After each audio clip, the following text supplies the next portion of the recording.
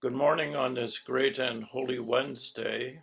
We're still gathered in our home churches, uh, assembled as a community via the internet, and we're praying together. We're continuing our fast, and we're continuing to follow the cycle of divine services during this great and holy week.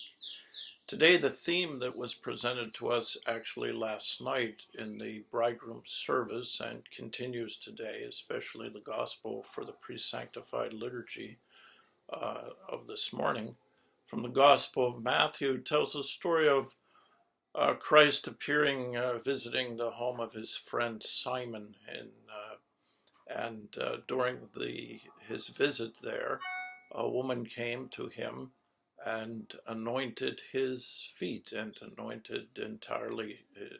actually anointed his entire body with precious oil. And there was some conversation that went on among his followers, his friends, wondering why this oil hadn't been sold for a lot of money and the money had been given to the poor. But Jesus rebukes them and calls attention to this woman. She's unnamed in the Gospel of Matthew. Also, the Gospel of Mark tells the exact same story, almost word for word. And she's unidentified there also. In the Gospel of John, which was written many, many years later, John identifies her as Mary, the sister of Lazarus. Uh, so the Gospel of Matthew is the Gospel today, and she is an unidentified woman who does this act. I think the act is worth considering and calling attention to, particularly as we live in these days. What she did, quite simply, was to receive him into the home and receive him by washing him, by anointing him, by washing his feet, by freeing his feet from the dirt and grime of the world. Uh, he would have been shoeless, of course, and carrying the dirt of the road and the street with him. And she washed that off of him. She not only did that, but she also anointed him then with a fragrant oil.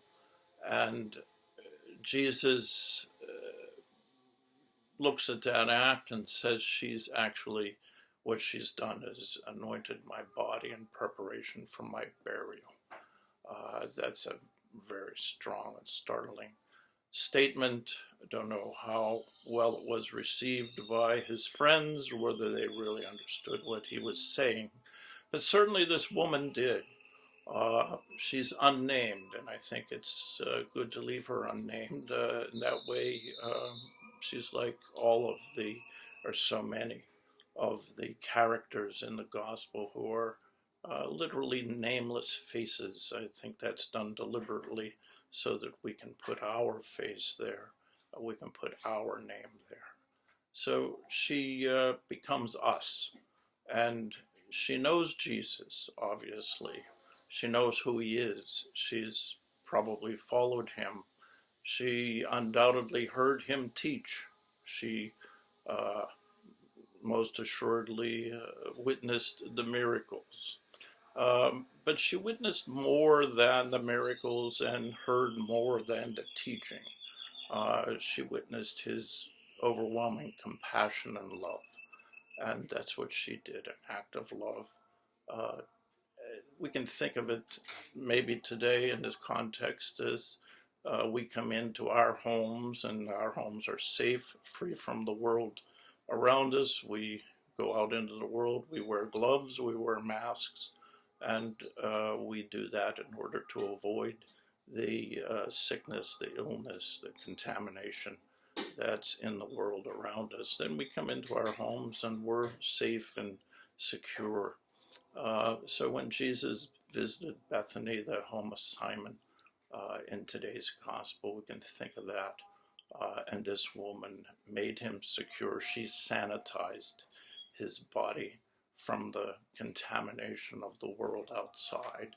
And in that way, she prepared it for his death and burial. So we think about those things. We read that gospel and we think about her, and we think that she is us. Take that today as a little lesson, and we'll meditate upon it. God bless you. Grant you a very holy and peaceful day. Stay well and be safe. God bless. When the